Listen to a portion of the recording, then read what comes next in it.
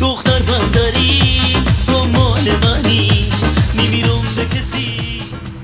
شهرام کاشانی با نام هنری شهرامکی متولد 16 تیر 1353 از شهر روم ایتالیا، خواننده ایرانی دقایقی پیش در شهر استانبول ترکیه به دلیل عارضه کبدی و همچنین ابتلا به ویروس کرونا جان خودش را از دست داد. شهرام کاشانی که در دوران نوجوانی ایران رو ترک کرده بود، چند سال در کشور ترکیه زندگی می‌کرد و به گفته خودش زبان ترکی رو مسلم و همچنین اصالتی اردبیلی هم داره.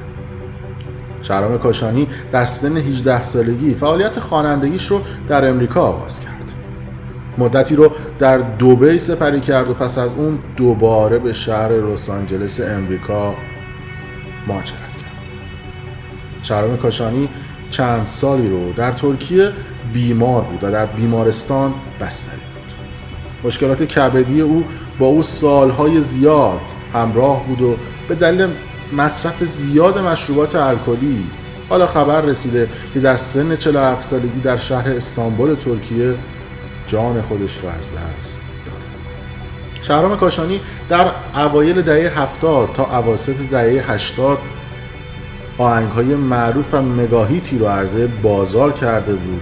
به جز خواننده‌هایی بود که با لیلا فروهر و سپیدم همکاری داشت. اما حالا در سن 47 سالگی دیگه عمرش به این دنیا نیست و برای همیشه آسمان شد.